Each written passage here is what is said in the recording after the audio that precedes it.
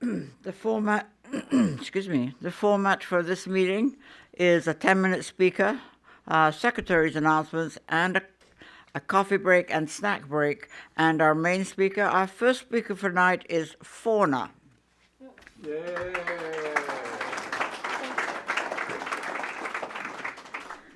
Okay, I guess I don't have to read anything. Hi, I'm Fawna, and I'm an alcoholic.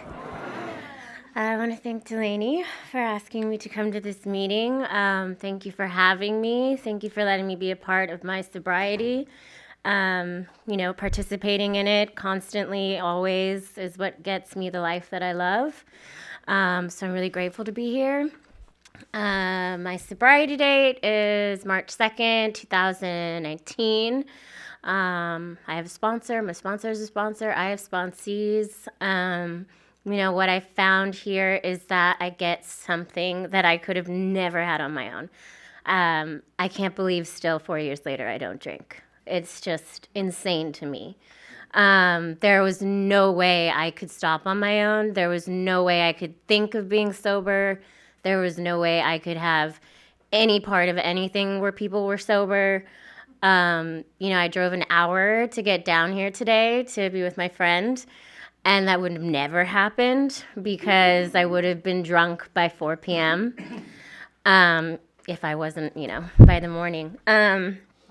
So everything I get to do in AA and through my sobriety is, it's brand new to me all the time because I constantly get to walk through things that I never did before because I'd been drinking since I was like 14. So the majority of my life, I was drunk. Oh, well. But that's how I get down. I'm an alcoholic. I'm a real alcoholic. I have a lot of sadness and trauma in my life and in my story, and that's not why I'm an alcoholic. It just gave me really good reasons to drink more. And I always wanted to get out of myself. Since I was really young, I wasn't comfortable in my skin. I wasn't comfortable with how people were around me. I always thought you were talking about me, thinking about me. Everything was about me. But in the same way, I thought, it was just like there was something painful about my existence, and I didn't know why. I had a good family. My parents didn't drink at all. I didn't have any alcohol in my house. I'm a first generation Ethiopian here.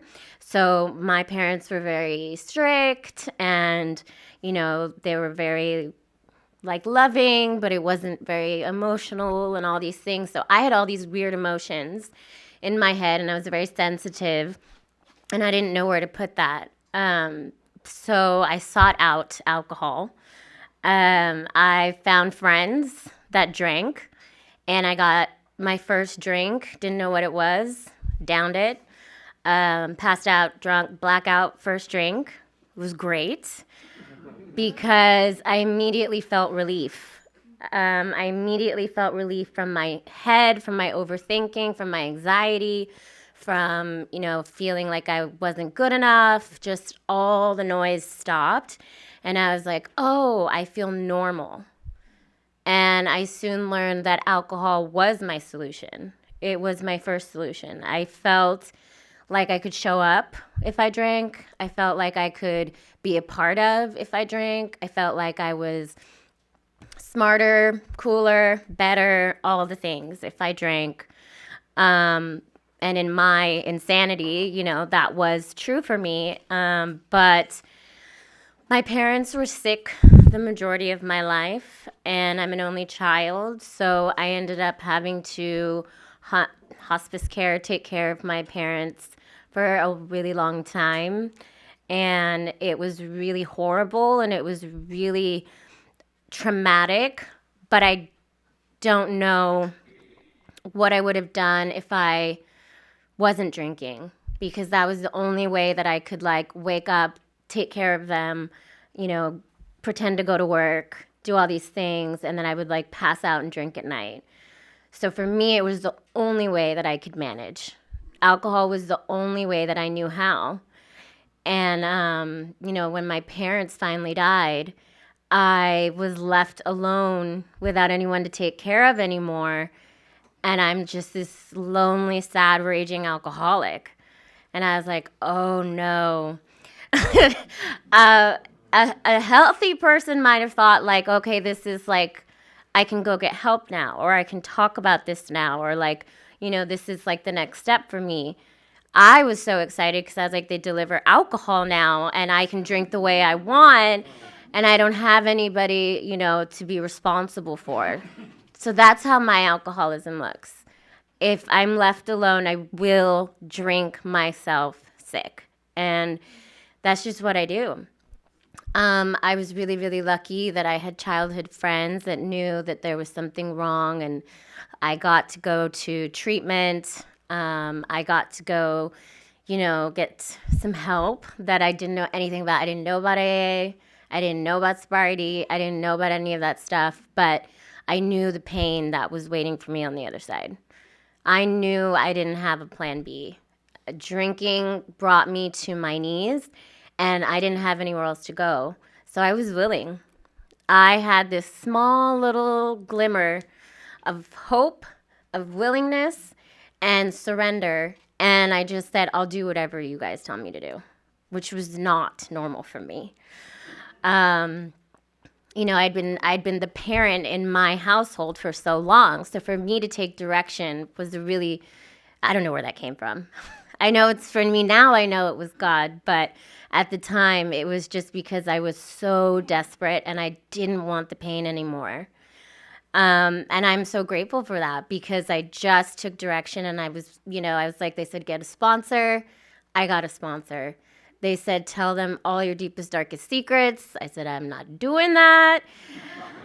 And they said, it's going to feel better. You'll get relief. And I did. And it felt so good to give my heavy, really dark stories and parts of me to people that weren't fazed by it.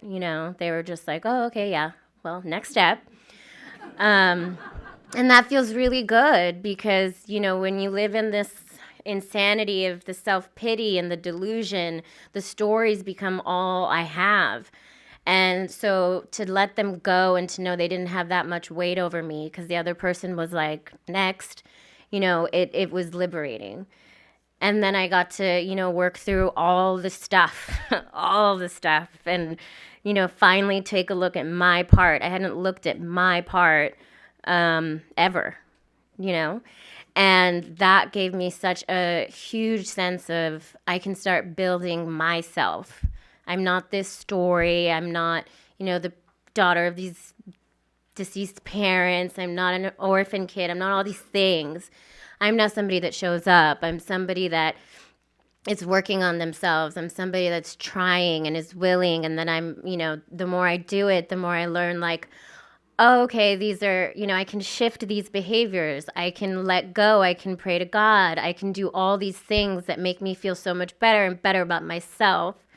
And the more I did it, the more my life just opened up. And I got to, have so many great experiences because I came into AA and I was like, I don't have a family.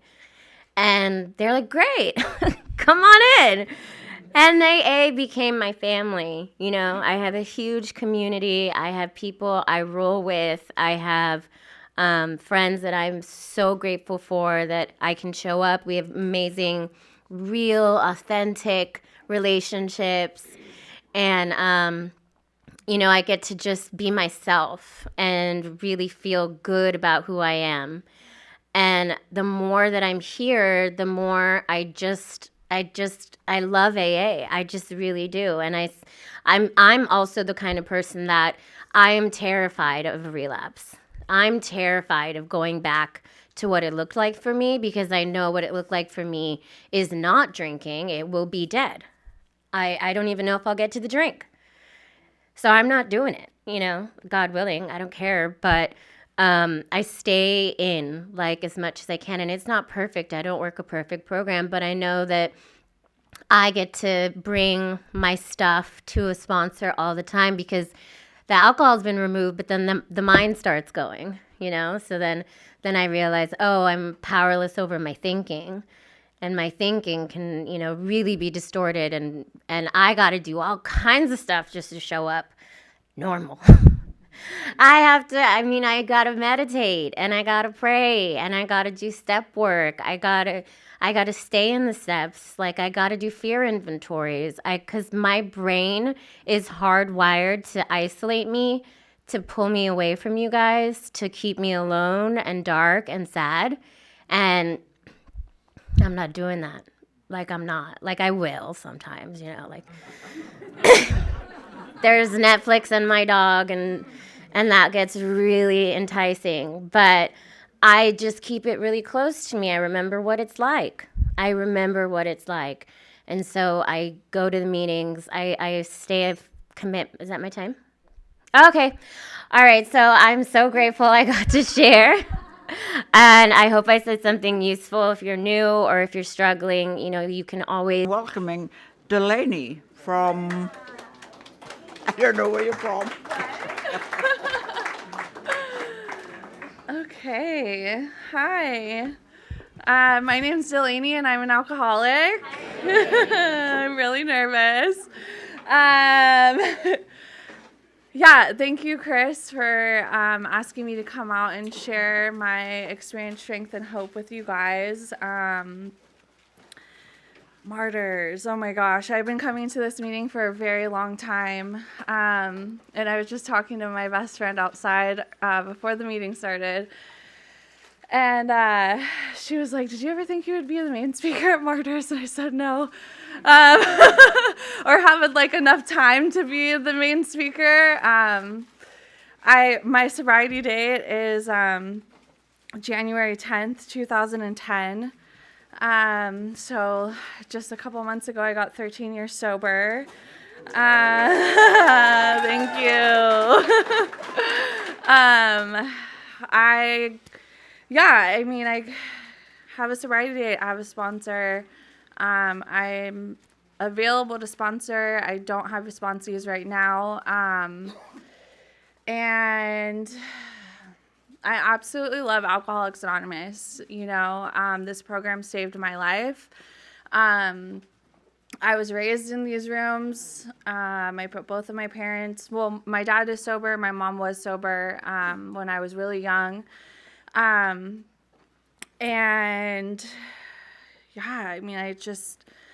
This program is amazing, right? Like, I came in here and I was a feral cat. It was a mess. It was a disaster. And like, I was.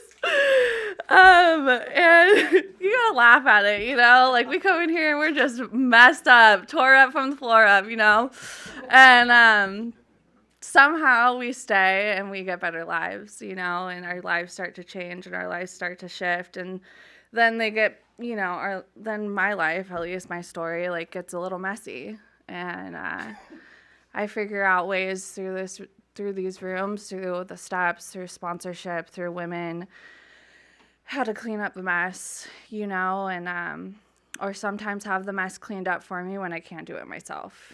You know what I mean? And that's kind of been my story. Like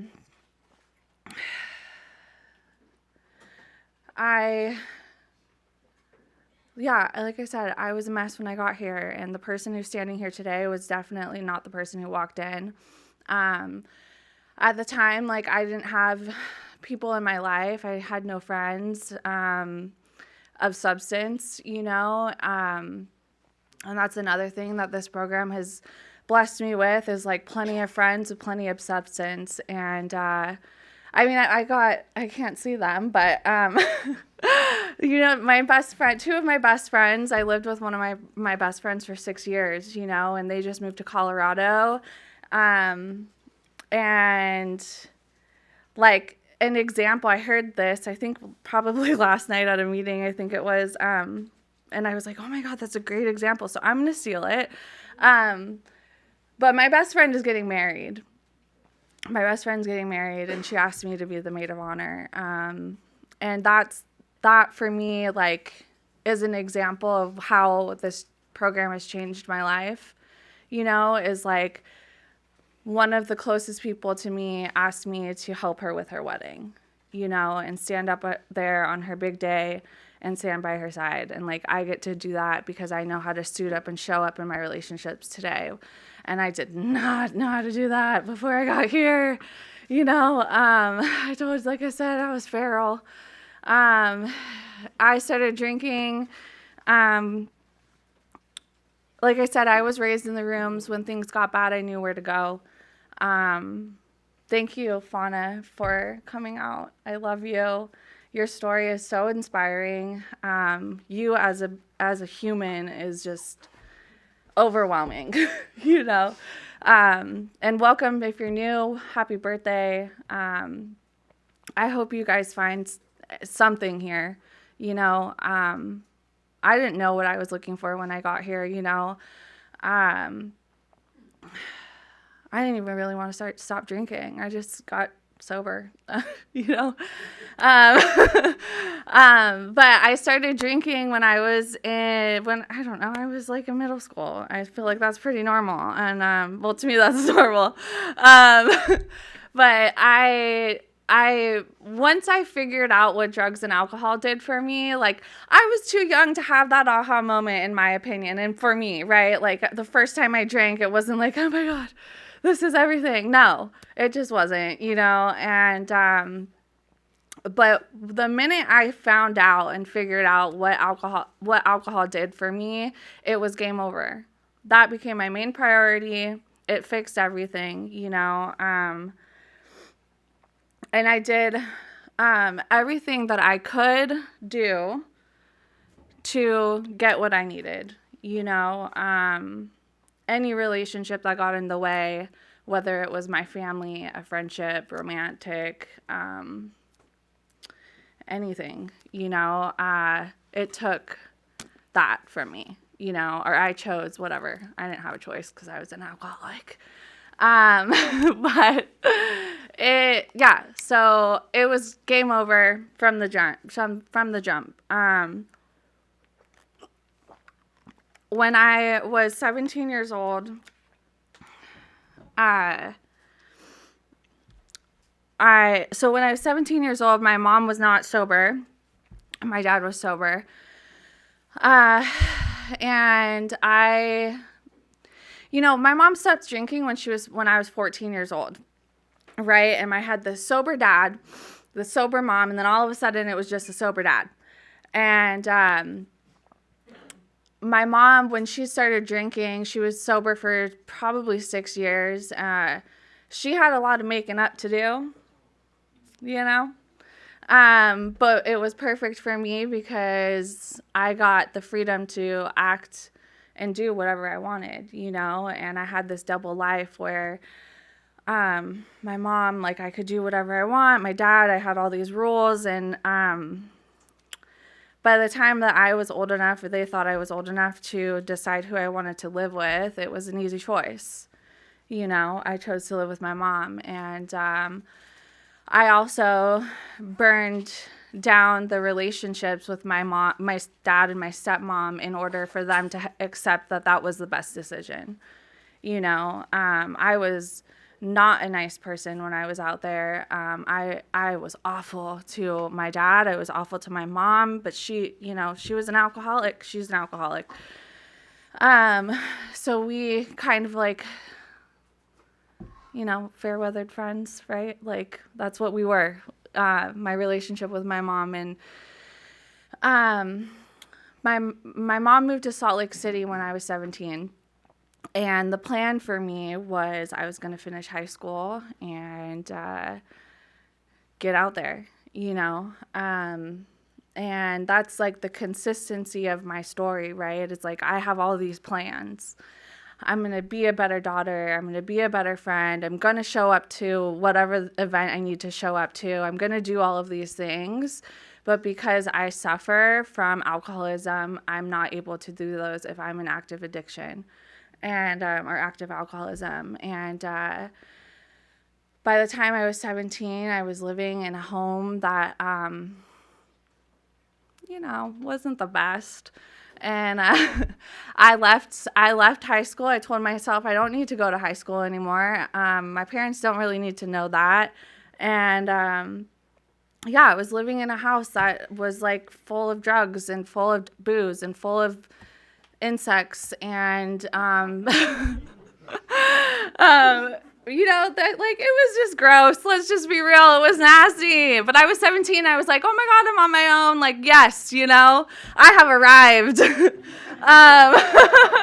This is what they're talking about, And I remember I was so out of my mind, right? Like, I remember I came home. I got like frozen yogurt with my cousin one time, and she's like, "What have you been doing? Like, you just look at you, like you just look weird." And what she meant was I was like fucked up, and I was like, "Oh, I've just been like, smoking meth. Like, it's not whatever." And she was like, "That's so gross." My cousin is as straight as an arrow as it gets. Like, she just did Molly last weekend for the first time. She's 30, at a rave. And I'm such an alcoholic, right? She was like, this is me with 13 years of sobriety. She's like, it's coming up to the rave that she's going with her 21-year-old sister. And I'm like, can you do Molly, please? And she's like, what? And I was like, no, don't do it. It's fine. Don't do it. And, and I'm like asking her to, whatever. It's fucked. It's messed up, but it's fine. But my head, I say that because my head still goes there, like I'm an alcoholic through and through. Like, drugs, alcohol, I love. It's the love of my life, and I, like, to this day, like, I have those moments where I'm just like, God, why am I an alcoholic? Why can't I be a functioning alcoholic? Like, why does it happen that I happen to be the alcoholic that's in the gutter and can't do anything? I have those thoughts still, they're not as frequent. They're not as like deep in there. I don't feel it that deep, but they still pop up. Anyways, I went on a tangent. Sorry. So I moved to Salt Lake City, Utah, to go live with my mom. And again, I had the plans, right? I was going to get off of drugs. I was going to just drink because I thought that mattered, and I was going to start school and be normal. I wanted to be normal, kind of, I kind of looked at normal people and I was like, I don't know about you guys. You guys are kind of weird to me. And, but I had the plans, and I went out there and I had all the intent in the world.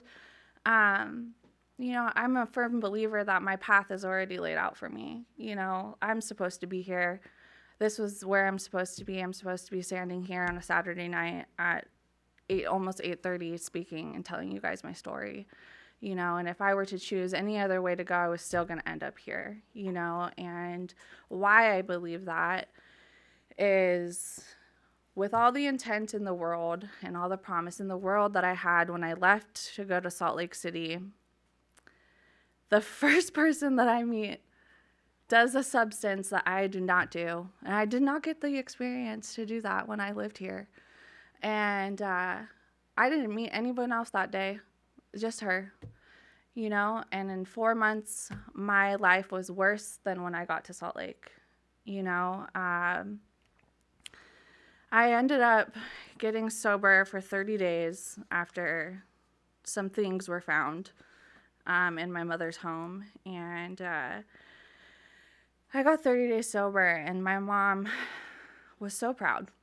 My mom was so proud, and I had no program. I didn't go to a meeting. I had no support, nothing. I had myself and my thoughts, and that was it. And my mom left me. She came home. She had a bouquet of flowers. She had a card for 30 days. And then she left for the weekend to go home, to come here. And she left me the house, she left me the keys, and she left me by myself. And all it took was just one phone call for me to say yes to, I had no because I had no program, because I didn't know what this was, I did whatever. I hadn't made it here yet. I had no defense against that first drink, right? I had no defense. There was nothing there. I wasn't going to say no. Absolutely not. I'm saying yes. I'm saying yes. And I did. And I was drunk for 3 days. 3 days. And my mom came home to a blacked out daughter who had to have her drunk friends drive her because she was too drunk to drive home. Her car, by the way. Not mine. I did not have my license. But I was driving without a license, and I was driving drunk most of the time. And my mom came home, and I was angry. How dare you come home? When you said that you were supposed to. This is my house. No, I'm kidding. But she interrupted my time. She interrupted me in the drink, right? And I got mad, and I put my hands on her, and it got really bad, and I went to jail that night. My mom did not press charges, so I did not stay in jail. But to make light of that situation, I ended up calling the police on myself because I thought my mom was attacking me, and I called the cops on her. And then I got arrested, and I'd like to stand here and tell you that I got sober. That was my aha moment, and it just wasn't, and there's my alcoholism, right? If I was a normal person, this is what I believe. If I was a normal person, if I didn't have this disease, if I thought like every other person out there, if I'm the different one, by the way. I'm the different one from everyone else out there. I'm an alcoholic. If I was like them, I would have stopped, right? Or I would have fixed something. Something was wrong. I would have fixed it. And I didn't. And I tried to get sober, and I spent 6 months in and out of the rooms. Things got really bad, really, really bad. Those 6 months from August 2009 to January 10th, 2010 were awful, I got sober, and I spent 6 months coming in and out of the rooms, right?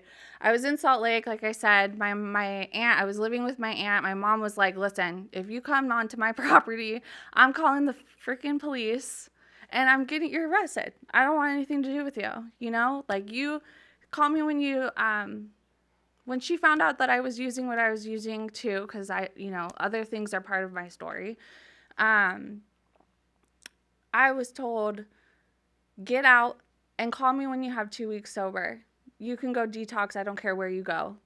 And I'm not, I didn't even know what detox was at that point. I was like, what does that mean? I was just naive. I was not really sheltered, but when it came to drugs and alcohol and the effects that it has on your body and your mind, and that they can actually kill you, I didn't know that. All I knew and all I really cared about was that I felt a certain way before I started drinking. And when I started drinking, I felt this way. And this way felt better to me. Anything else that was in between or consequences didn't really matter. I didn't care. I definitely did not want anybody to tell me what those were. I go off on tangents too. I'm sorry about that. But I get really passionate. So I lost my train of thought too. That's good. So 6 months in and out. My aunt went to a Sprint store to go get a new phone. And she somehow decided that it was appropriate to tell the people who work there, and thank God that she did, that her daughter or her aunt, niece, whatever I am, whatever I am to her, had a drug problem, and that she needed some help, and they let us know that a block away from her house, there was a meeting that was 7 days a week, and it's a young people's meeting, and it's at 9:30 every night. So I went, and that became my home group for the remainder of the time that I was in Salt Lake. And that's where you people made an impression on me, right? There's a guy out there, my friend Mark. At the time, he was picking up 2 years sober. It was my first meeting, and I remember this like it was yesterday. He was 22 years old, and he was picking up 2 years sober, and I was like, what? I was 18. I was 18 when I got to you. And I couldn't stay, you know? I couldn't hear it. I couldn't get it. I couldn't feel it, but I felt enough to keep coming back. And I kept coming back for 6 months. And during those 6 months, my experience was people telling me to come back, people telling me that they were saving me a seat, telling me that it was okay to be drunk in a meeting of Alcoholics Anonymous. It's okay if you leave a meeting to go get drunk as long as you come back the next day or later that night, you know? Or even just go get drunk and come and fellowship with us. I did that a lot. I did that a lot. You know, I listened. They tell me I listened, you know, I listened. But thank God, you know, thank God people tell us that here, right? Thank God people tell us that here. It's okay if you come here drunk. And if you don't hear me and you're one of those people, it's okay if you're here and you're drunk. You can come back here and we will love you. You know, we will love you. I got struck sober on January 10th, 2010, and I'd like to stand here and tell you that from the day that I got sober, I did the steps, and I was an active member of Alcoholics Anonymous, and that my life was just great all the time, you know? And that's just not true. I'm stubborn, and I like to do things my way. If you tell me what to do, most of the time I'm going to question it, and I'll be vocal about that. And I was. You know, I got through my first round of steps in 90 days. My first sponsor, bless her heart, had 6 months sober. And, you know, I didn't know what I was doing. I just needed some help. And she had 6 months sober, and I was her first sponsee, you know, and she did what she could in that moment with her first sponsee, and it was me. It was also me. You know, and we got through the steps, and there was no like, hey, this is what you do after you do the steps. You go find a sponsee, you know, and you take someone else through the steps. I'm sure that was being told to everybody in the rooms at meetings that I was going to. I didn't hear that, right? I didn't hear that. And so I just like hung out here, and things did not get better, right? They didn't get better. I was like, why are you guys smiling? Why are you guys laughing? What's going on? Why do you have jobs? Like, you have your own car. What's happening? Like, I'm just bopping around. And I got a year sober. Right, I got a year sober, and everybody was like, "Oh my God, Delaney has a year sober! I can't believe it! No, we never thought that you were gonna make it." And I was like, "That's fucking rude." I'm here. It's rude. But I got a year sober somehow, some way, and by the time I hit 18 months, I wanted to die. I did. I was like, I'm done. You know, y'all promised me all these things, and I have none of them. You know, I wasn't doing any work. You guys, hello. You got to do stuff around here to get the things. You know, this is a program of action. Not just going to meetings and like bopping your head around like, hi, I'm Delaney. Like, here I am. Sorry. That's literally what had happened. So, okay, fast forward. I called, I was like, I need to come back home. You know, it's a mess out here. I don't know what's going on. And my mom was like, if you want to come home, you have to get yourself here. I'm not done. She's still done 18 months later. My mom did not believe that I was sober until I had 2.5 years. She did not believe that that I was sober. And I work in treatment and like, I'm a case manager. And one of my girls, she's 17 years old, and she was like, Delaney, I have 4 months. And my mom has the audacity to go through my phone. She should trust me by now. And I was like, girl, but that's like, I get that, right? Like I came in here and I was like 6 months sober. I got it. I did it. I'm here, AA, woo. And, and like, we don't realize the damage we do to the people that love us, right? Like, we don't get that. We don't care. I didn't care. I thought they deserved it. Like I know we laugh, but I really did. I was like, my dad? Yeah, fuck. Sorry. I'm trying to it's Martyrs, I have a lot of respect for this meeting and whatever.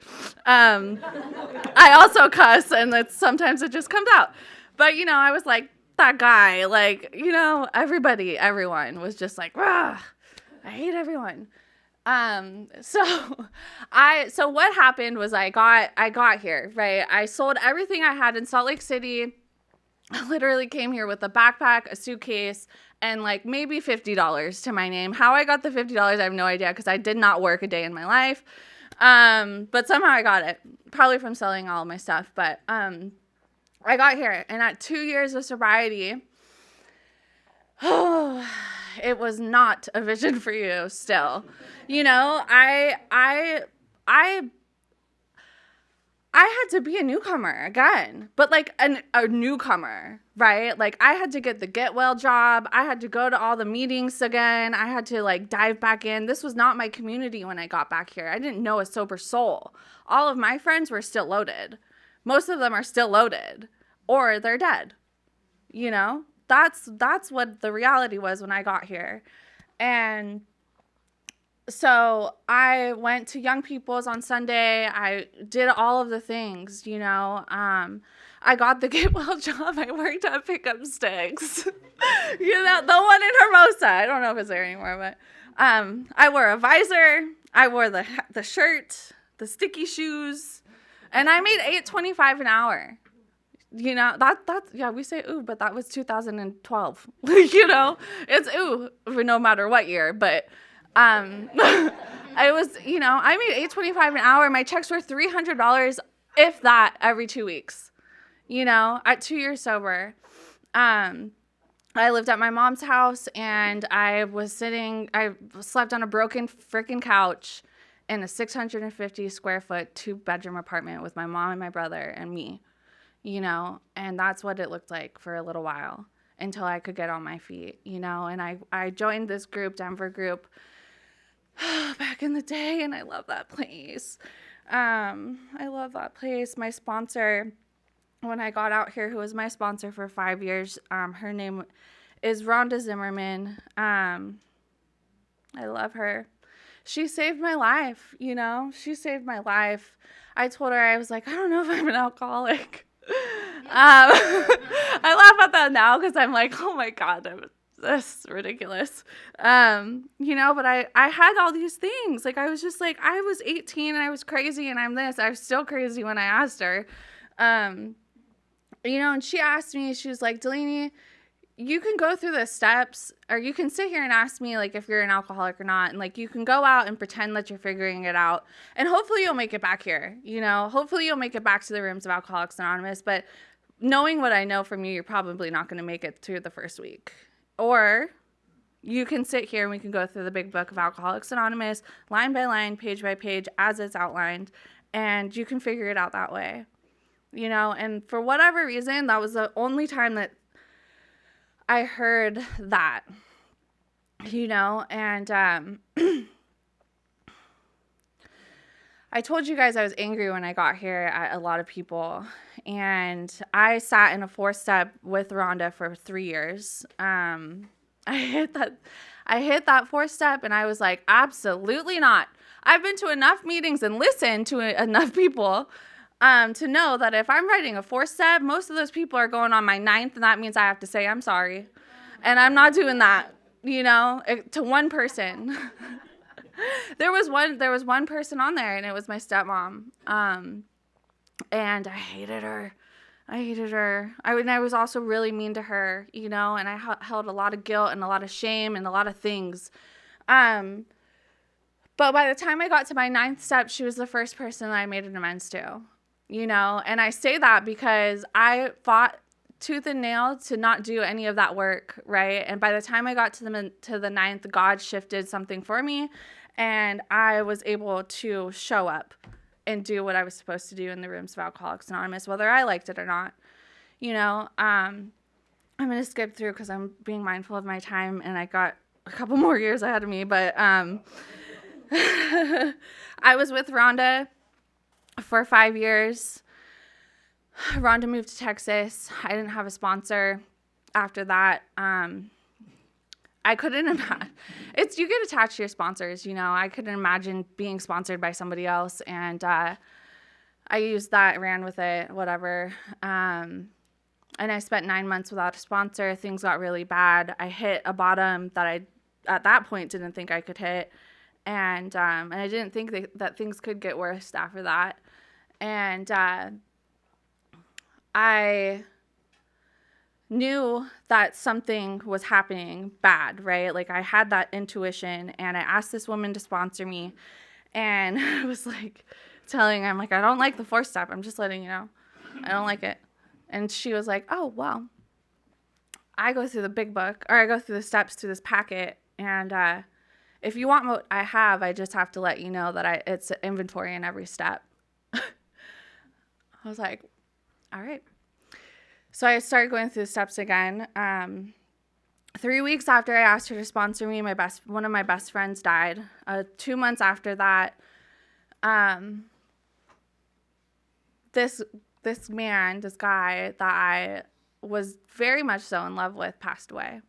And I hadn't seen him in 2 years. We were supposed to see each other. It was like the fucking weekend that I was supposed to see him. That Tuesday before that weekend, he passed away from this disease.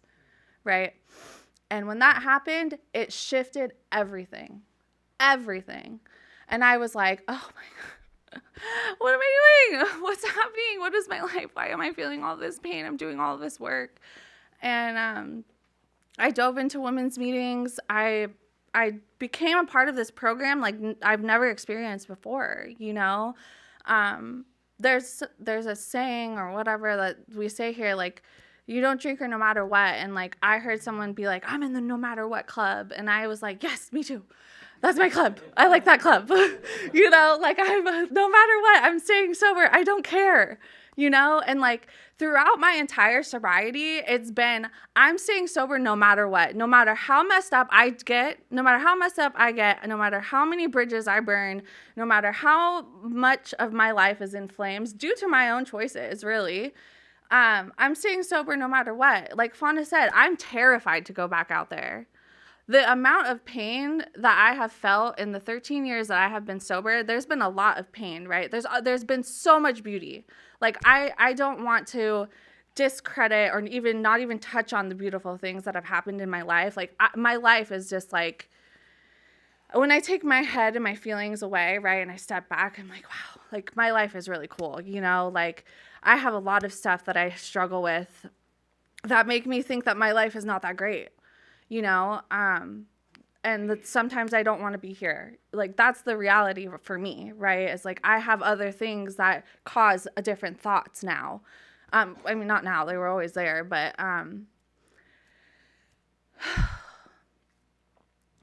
last year, because I know I'm running out and I want to make sure I have enough time to go over the last year. Last year was the worst year of the 13 years of my life. I did a lot of work, you guys. After I got my head out of my ass. I'm saying ass. We're saying ass. After my head popped out. And it took longer than 5 years. I did a lot of work. You know, I've hit this point last year. Well, I guess the year before. I don't know. Before October of 2022. I'm looking at you, Gloria, because my memory is bad. I did a lot of work, and I became really, really, really, really, really proud of the woman that I was, right?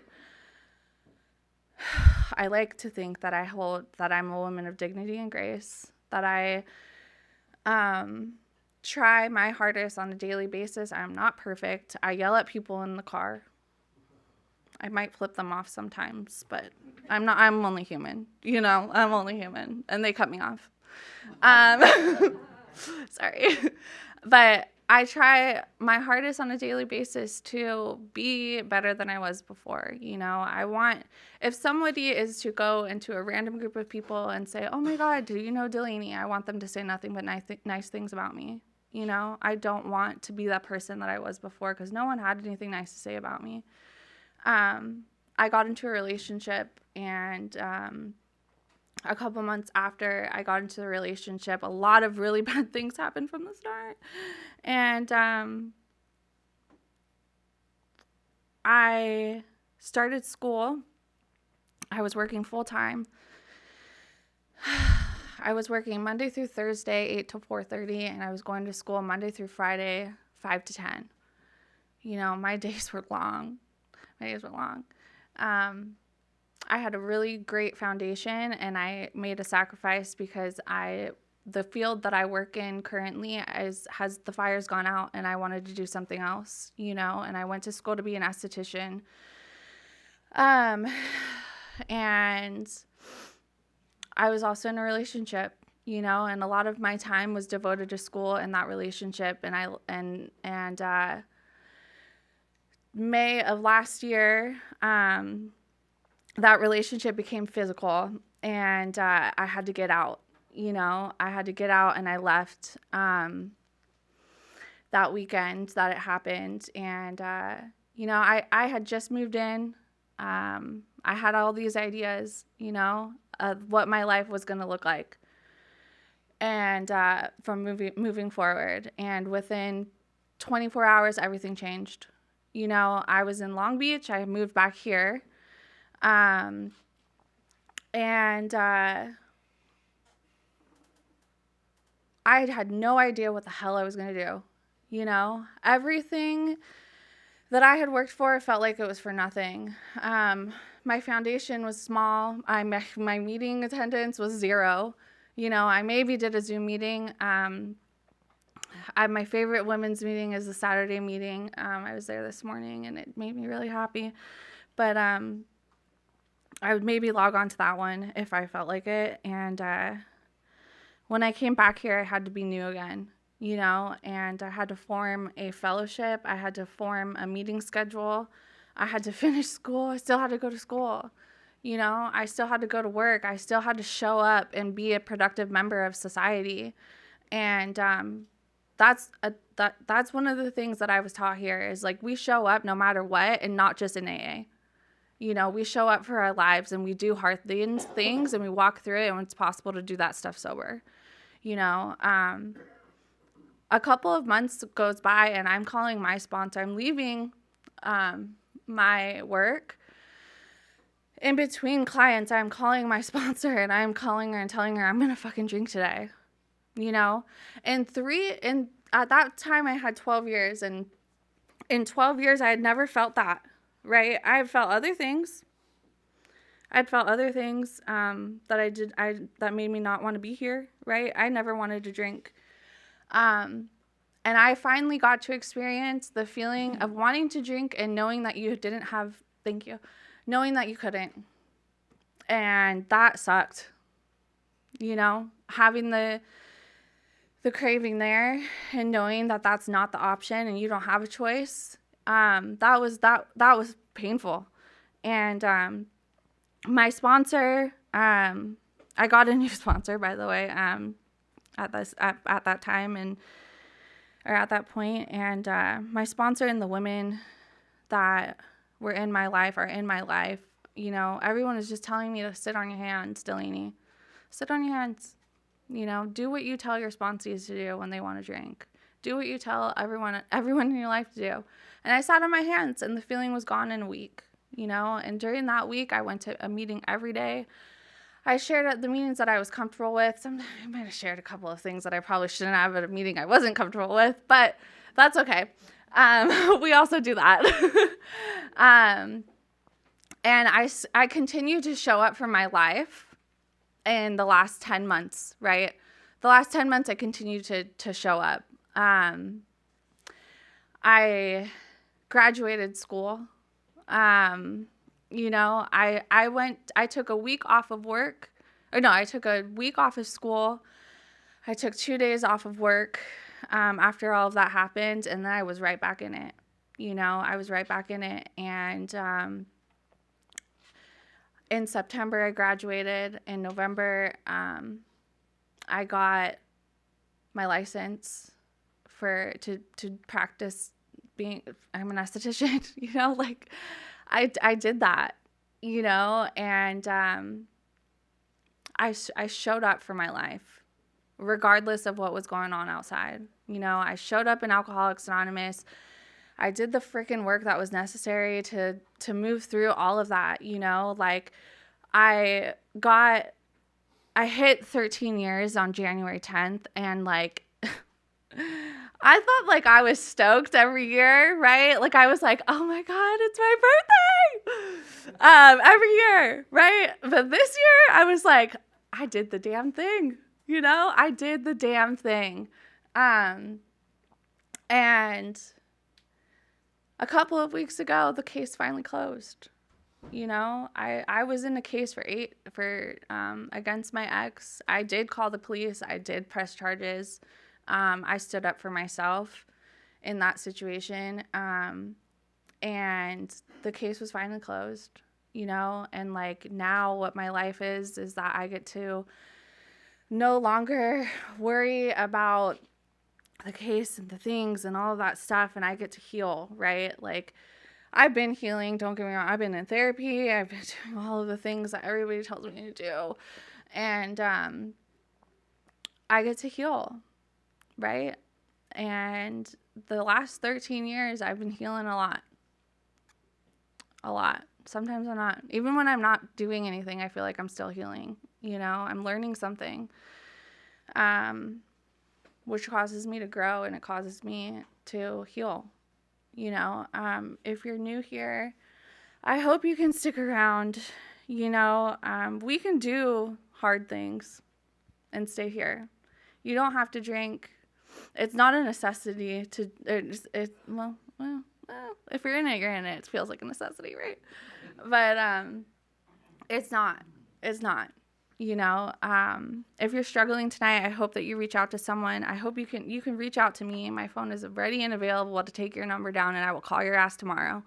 You know, I will, and you can screen it. It's fine. You know, Alcoholics Anonymous has absolutely saved my life countless times, and I'm a firm believer that it can save anyone else's life in here, struggling or not, you know. So that's all I got. Thank you. Do I sit down?